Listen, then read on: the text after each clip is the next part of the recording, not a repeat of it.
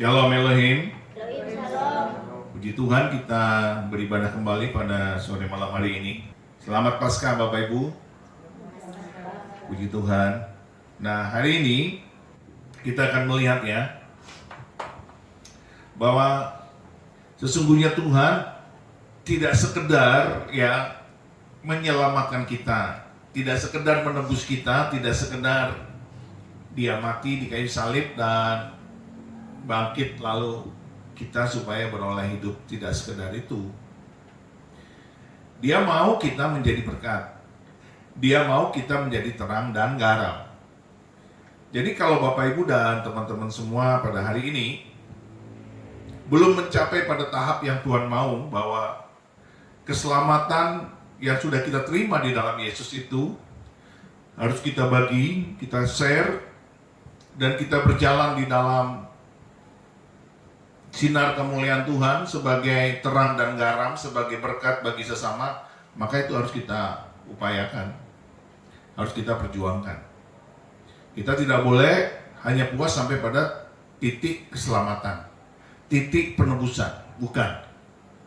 Karena apa yang Tuhan bilang, kita belajar kembali bahwa seperti Tuhan menyelamatkan Israel dari tanah Mesir, keluar dari tanah Mesir, Dia bukan hanya untuk memberikan tanah Kanaan, tanah perjanjian. Di sana banyak susu dan madu. Di situ ada padang rumput. Di situ ada berkat yang berlimpah. Bukan hanya itu. Tuhan memberikan tanah perjanjian, tanah Kanaan, membebaskan dari perbudakan Mesir supaya Israel pergi beribadah. Itu poinnya. Nah, kita pun juga begitu.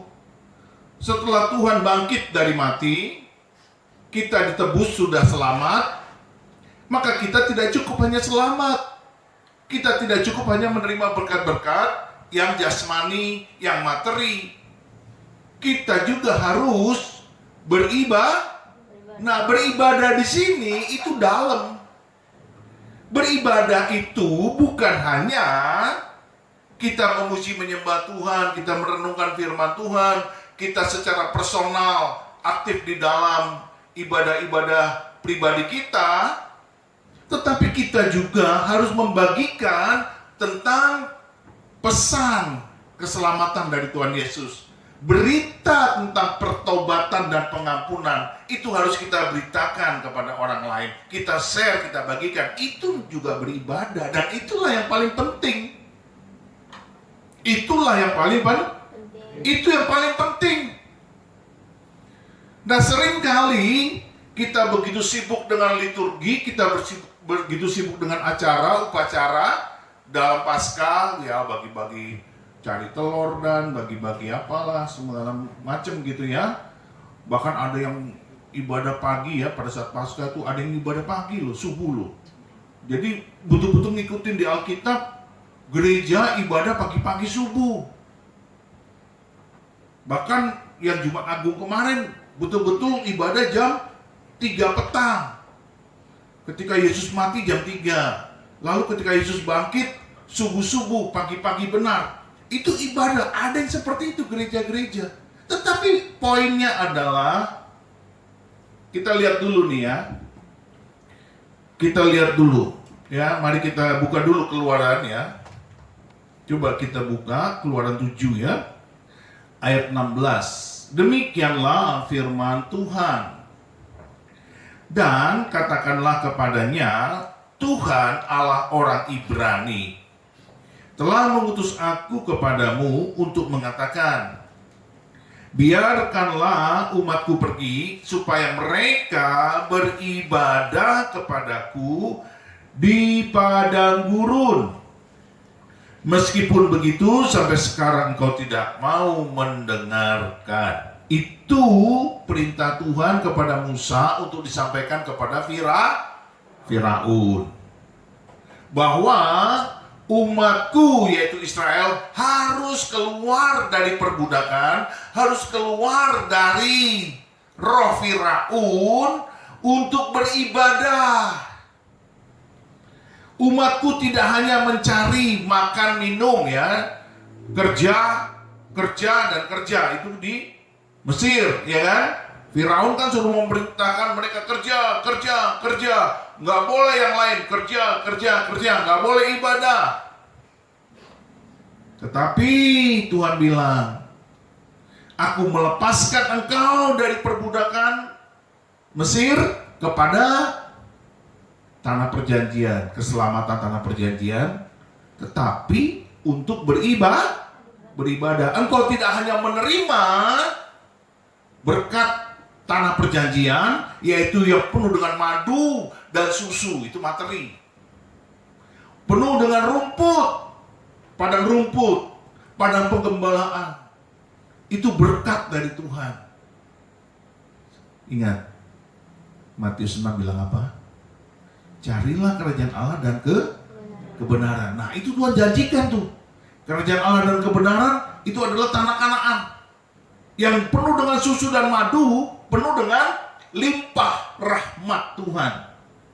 Di sana engkau bisa berkarya, engkau bisa beraktivitas, engkau bisa bekerja, engkau bisa memuaskan hasratmu dengan semua yang engkau mau. Karena aku memberkati engkau. Tuhan janji itu kepada Israel untuk pergi ke tanah Kanaan dengan rumput yang penuh dengan padang rumput dan susu madu. Carilah kerajaan Allah dan kebenarannya. Carilah kerajaan Allah dan kebenarannya itu adalah beribadah. Jadi padang rumput dan seterusnya ini adalah yang Tuhan bilang, maka semuanya itu akan ditambahkan kepadamu. Itu adalah tanah Kanaan yang penuh dengan susu dan madu, penuh dengan padang rumput penggembalaan. Yang poinnya itu. Jadi bukan hanya sekedar selamat dari perbudakan, lalu menjadi penuh dengan limpah ruah dalam hal materi, kesejahteraan, kekayaan, dan seterusnya. Tapi dia harus beribadah. Nah, udah masuk ya? Udah masuk nih. Bahwa keselamatan Israel itu mirip dengan keselamatan kita. Israel dilepaskan dari perbudakan roh Firaun, kita dilepaskan dari perbudakan dosa. Sama-sama roh iblis. Dilepaskan dari perbudakan dosa untuk apa? Untuk beribadah. Di mana poinnya beribadah? Mari kita buka ya. Sekarang kita kembali ke perjanjian baru. Kita buka kitab Lukas 24 ayat 44 sampai dengan 49. Ya, demikianlah firman Tuhan. Ia berkata kepada mereka, inilah perkataanku yang telah kukatakan kepadamu ketika aku masih bersama-sama dengan kamu, yakni bahwa harus digenapi semua yang ada tertulis tentang aku dalam kitab Taurat, Musa, dan kitab nabi-nabi dan kitab Mazmur. Lalu ia membuka pikiran mereka sehingga mereka mengerti kitab suci. Katanya kepada mereka, ada tertulis demikian, Mesias harus menderita dan bangkit dari antara orang mati pada hari yang ketiga. Perhatikan itu, Mesias harus menderita dan bangkit dari antara orang mati pada hari yang ketiga. Jadi Tuhan sudah bangkit pada saat itu, Paskah itu. Ya, ayat yang ke-47. Dan lagi dalam namanya berita tentang pertobatan dan pengampunan dosa harus disampaikan kepada segala bangsa mulai dari Yerusalem. Jadi artinya bukan hanya kita mendapatkan keselamatan, kekekalan, hidup yang penuh dengan anugerah, hidup yang penuh dengan limpah rahmat, hidup yang penuh dengan kasih sayang dari Tuhan. Bukan hanya itu, kita juga, kata Tuhan, dalam namanya berita tentang pertobatan dan pengampunan dosa harus disampaikan kepada segala bangsa. Ini termasuk ibadah. Berita tentang pengampunan dan pertobatan harus disampaikan. Itulah ibadah. Kenapa Yesus harus mati dan dibangkitkan? Karena dia harus memberitakan tentang Tuhan yang berkuasa. Tuhan yang berkuasa itu memberikan kasih, pengampunan, dan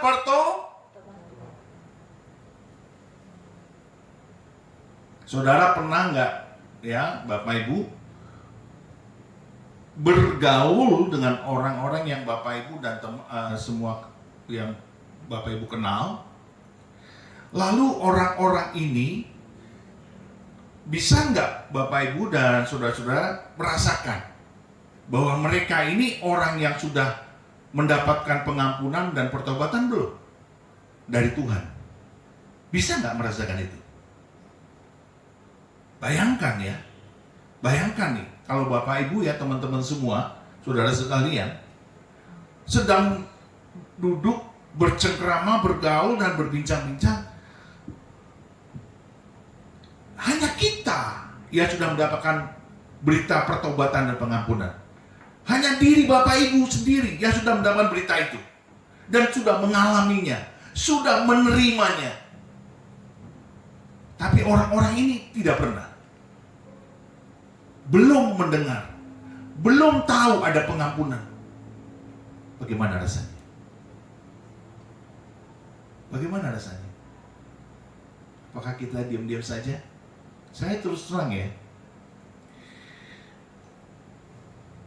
kemarin saya menghadiri halal bihalal teman-teman kampus saya yang di STAN ya, angkatan 83, tahun 83. Saya merasa beda. Bedanya di mana? Saya sudah mendapatkan berita tentang pengampunan dan pertobatan, dan saya sudah mengalaminya dan saya sudah menerimanya. Tapi teman-teman saya ini belum. Itu beda, Bapak Ibu. Tetapi mereka hidup dan mereka bernyawa. Saya itu merasa seperti saya berada di dunia lain, yang saya nggak bisa ngomong secara pribadi, lepas pribadi. Karena itu terlalu ramai, tidak pas. Maka saya mengerti kenapa Tuhan mengajak saya, meminta saya untuk berbicara pribadi lepas pribadi, berdua atau bertiga, untuk nongkrong atau nongki di coffee shop, diberi cerita tentang Yesus yang mengampuni dan memberikan pertobatan. Yang mengampuni dan menerima pertobatan, maksud saya. Itu kita harus seperti itu, karena sudah beda roh kita. Tapi kalau Bapak Ibu, saudara-saudara sekalian, sudah menerima berita berita pengampunan dan menerima kasih Bapa untuk pertobatan Bapak Ibu, lalu kita diam-diam saja dengan orang-orang yang belum menerima itu dan mengalaminya, saya kira kita ada yang salah. Makanya Tuhan bilang, inilah perkataan yang telah kukatakan kepadamu ketika aku masih bersama-sama dengan kamu, yakni bahwa harus digenapi semua yang ada tertulis tentang aku dalam kitab Taurat Musa dan kitab Nabi-Nabi dan kitab Mazmur.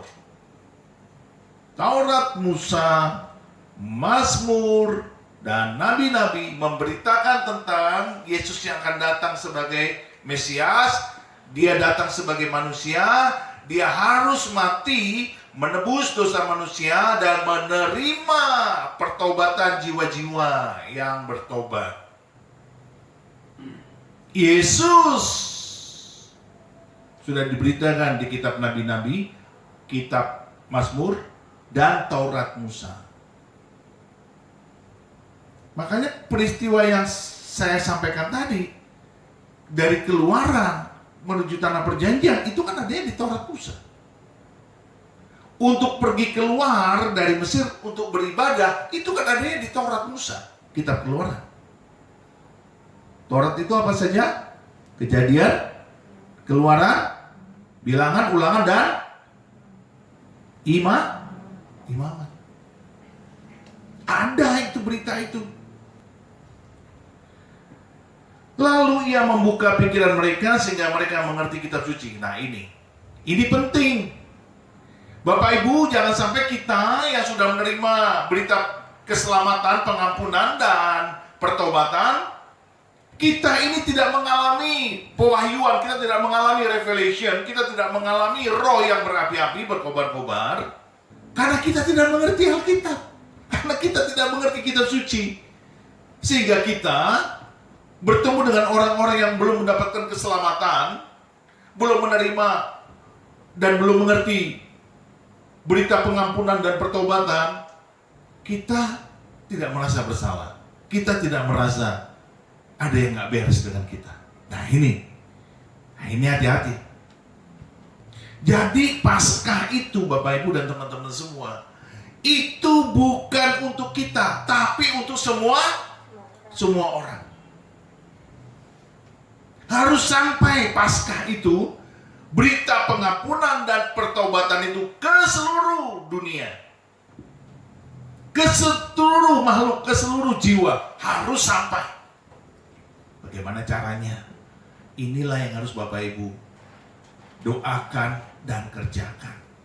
Kalau nggak didoakan, bagaimana muncul kuasa Allah dalam bentuk pertolongan, dalam bentuk dorongan, dalam bentuk suatu kegiatan yang Tuhan kerjakan di dalam diri kita, kalau kita tidak minta, kalau kita tidak berdoa. Lalu ia membuka pikiran mereka sehingga mereka mengerti kitab suci. Katanya kepada mereka, ada tertulis demikian, Mesias harus menderita dan bangkit dari antara orang mati pada hari yang ketiga. Itu mereka baru mengerti.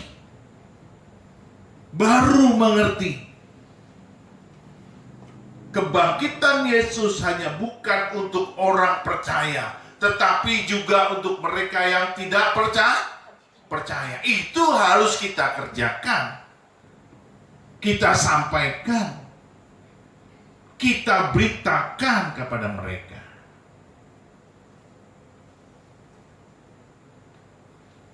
Katanya kepada mereka, ada tertulis demikian, Mesias harus menderita dan bangkit dari antara orang mati pada hari yang ketiga. Dan lagi dalam namanya, berita tentang pertobatan dan pengampunan dosa harus disampaikan kepada segala bangsa, mulai dari Yerusalem. Yerusalem pusat daripada pertobatan dunia. Yang pertama kali, Yerusalem. Kalau sekarang kita mengerjakan ini, kita sudah di luar Yerusalem. Kita ini mungkin bagian daripada bangsa-bangsa lain, bangsa-bangsa kafir, bangsa-bangsa yang tidak mengenal Kristus.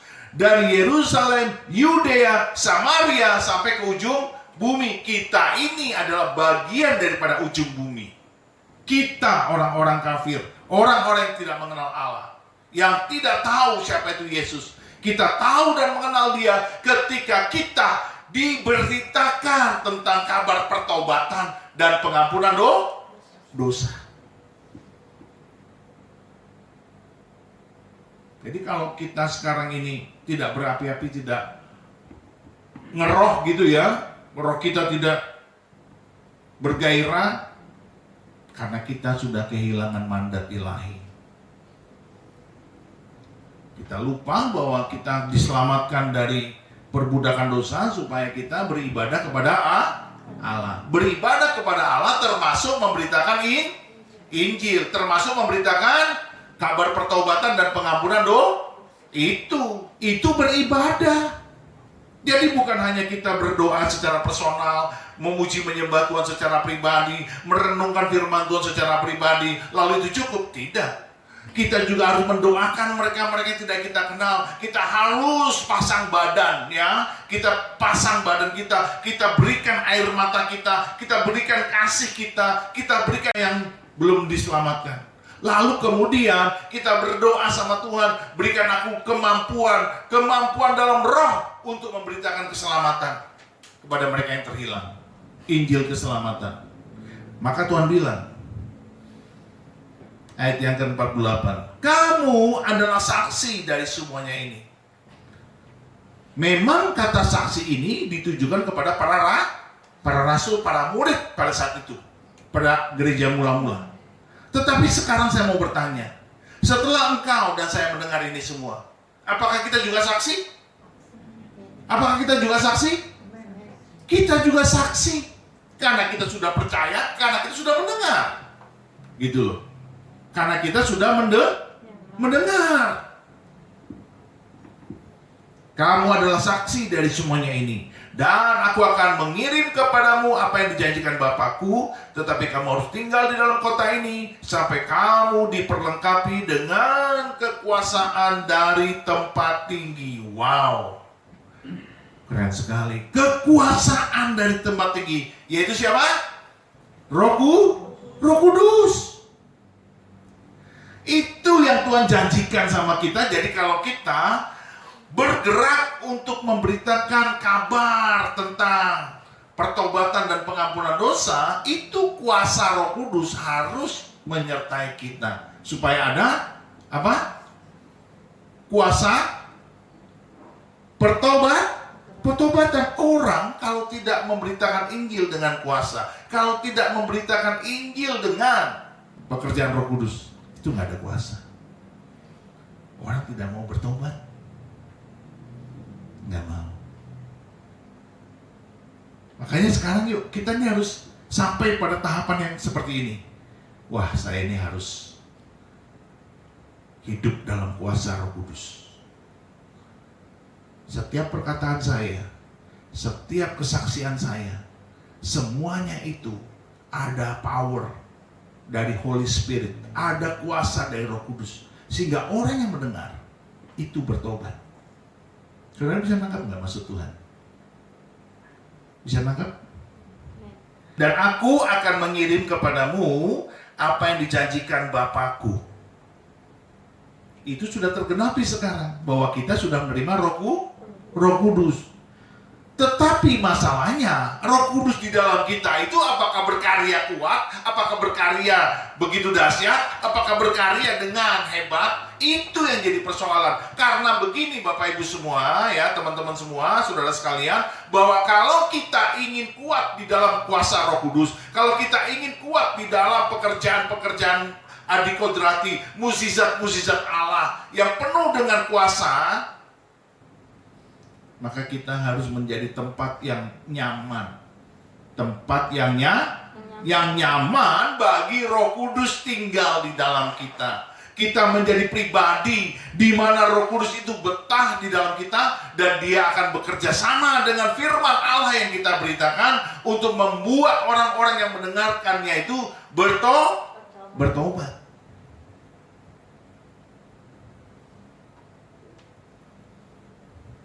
Saya banyak mengalami kesaksian bahwa orang-orang yang tidak kita pernah sangka, tidak pernah saya sangka, itu ketika saya berbicara serius tentang keselamatan, tidak pernah saya sangka mereka merasakan sesuatu di hatinya. Berarti saya melihat perkataan Tuhan yang disampaikan melalui saya kepada yang bersangkutan itu pas, itu kena, dan itu menghujam dalam. Begitu. Saya nggak pernah sangka dahulu. Nah, itu terjadi karena saya selalu ingin berintimasi dengan Tuhan. Intimasi itu adalah bagian daripada ibadah. Jadi nggak salah Bapak Ibu merenungkan firman Tuhan, berdoa saat teduh, ya, melakukan pujian penyembahan, nggak salah, itu betul dan bagus. Itu yang disebut intimasi.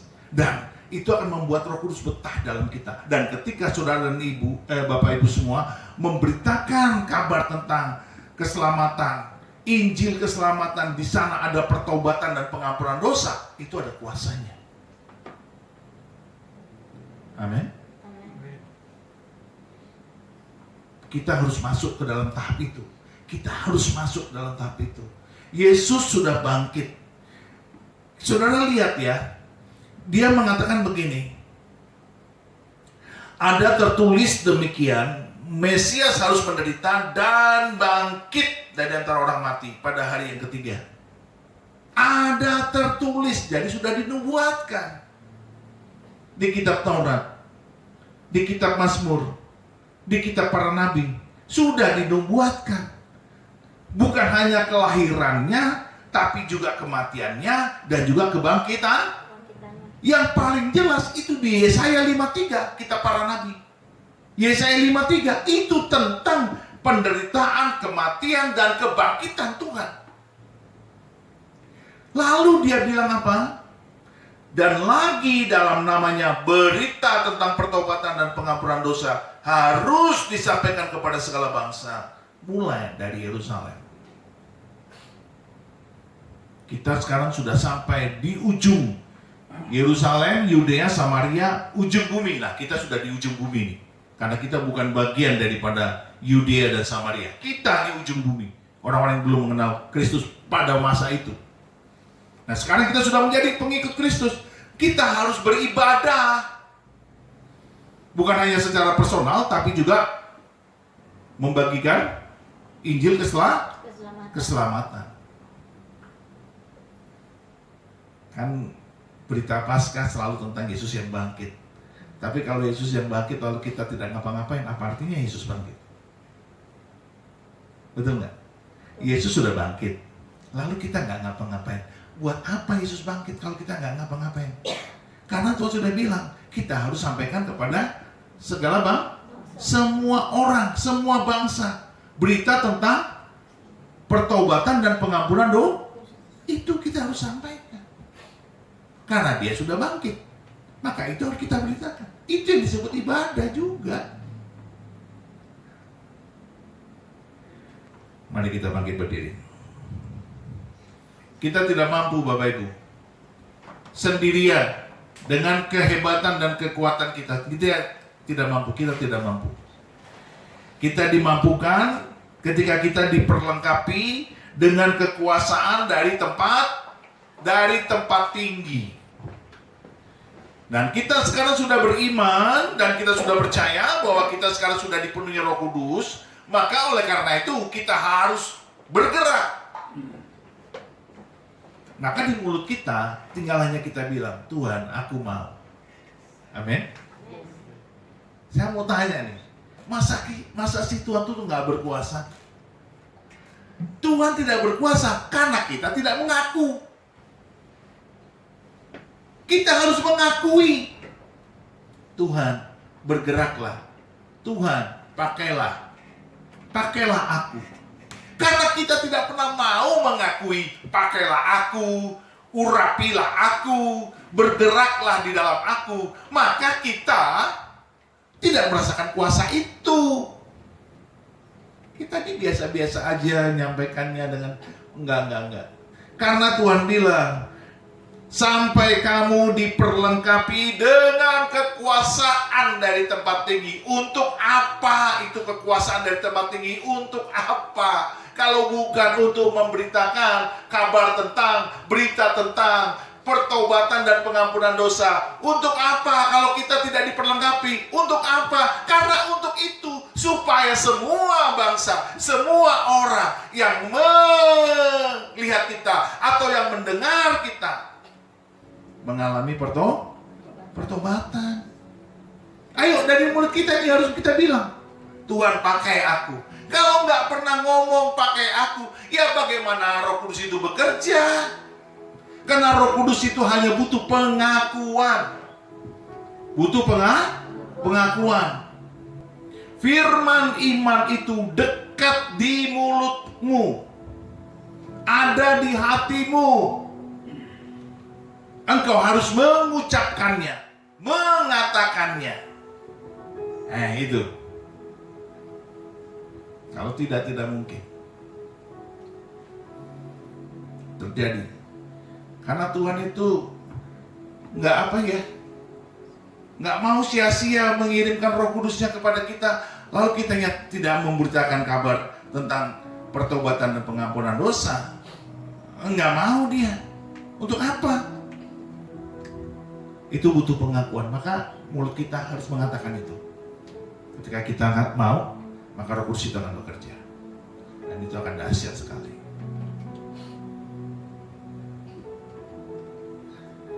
Jadi kalau kita mendengar berita khotbah,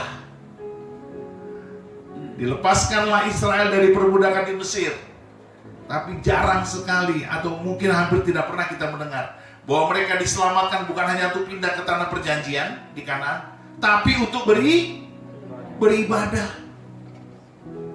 Dan kata beribadah itu dalamnya di mana? Di dalamnya adalah itu menyangkut kita hubungannya dengan Allah, dan kita menyangkut hubungannya dengan sesama untuk memberitakan kabar itu ibadah. Jadi buat apa kita merayakan Paskah kalau kabar baik tidak kita sampaikan? Karena berita itu sudah harus kita sampaikan tentang pertobatan dan pengampunan dosa. Buat apa Yesus mati dan dia bangkit? Karena sepertinya kita tidak punya kuasa, tidak punya power. Karena mulut kita belum mengakui, Tuhan, aku mau kau pakai. Tuhan, pakailah aku. Mari Roh Kudus, bergeraklah, berkaryalah, berkuasalah dalam setiap perkataan yang aku mau sampaikan dalam berita pertobatan dan pengampunan dosa ini. Harus katakan gitu. Dalam hati itu sudah harus inherent dengan kita, dan itu ada di dalam hati kita, tinggal kita ucapkan. Ada yang bilang begini, waduh, susah Pak, dia Pak, orangnya keras. Lah, kalau kita sudah negatif, bagaimana mungkin Roh Kudus itu bekerja? Saudara, ingat ya, sekeras apapun, sejahat apapun, emang Tuhan itu bukan Tuhan. Halo? Please deh. Sejahat apapun, sekeras apapun orang itu, emang Tuhan itu bukan Tuhan, sehingga dia tidak mampu dan dia tidak berkuasa. Tolong dong, mengertilah bahwa Saulus yang sekejam itu, sesadis itu, sebejat itu, sejahanam itu, sebajingan itu, berubah nggak? Mari Bapak Ibu, come on, jangan ada alasan, jangan ada negativitas. Semakin kita negatif, maka kuasa itu tidak bekerja karena kita tidak mengakui kuasa Allah. Please, ya, berhenti dengan kata-kata negatif. Sekeras apapun, sebuntu apapun yang kita lihat dengan mata jasmani kita, kalau kita mau dan kita tetap percaya, maka kuasa itu akan bekerja. Tembok-tembok itu pasti akan tembus juga. Amin. Inilah tujuannya Paskah itu. Inilah tujuannya Yesus bangkit. Seperti saudara sekarang sudah bangkit dari tempat tidur, dari tempat duduk saudara. Nah, maka saudara itu siap melangkah toh.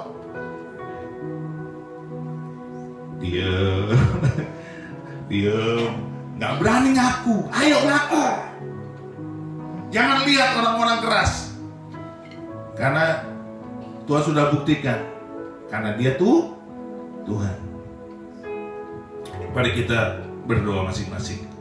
Bapa, di dalam nama Tuhan Yesus, kasihanilah dan ampunilah kami. Kami mau mengakui di dalam ibadah kali ini bahwa Engkau Allah Tuhan yang perkasa dan ajaib. Pakai kami Tuhan, urapi kami untuk memberitakan tentang pertobatan dan pengampunan dosa, kepada setiap jiwa-jiwa yang kami temui, yang kami kenal. Tuhan, bergeraklah melalui mulut kami, bergeraklah melalui hati kami. Buatlah rohmu berkobar-kobar di dalam kami, memberitakan tentang kabar keselamatan ini. Sebab demikianlah Tuhan Yesus telah bangkit dari mati untuk supaya kami memberitakan tentang kabar pertobatan dan pengampunan dosa.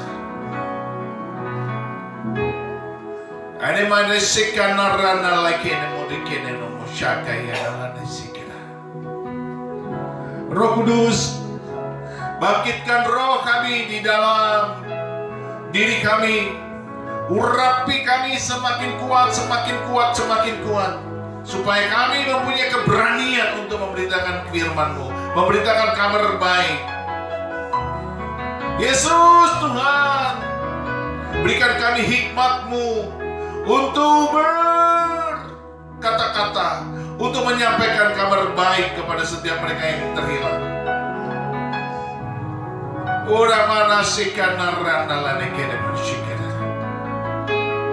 Yesus Tuhan, bersama kami, Engkau menyelidiki hati nurani kami.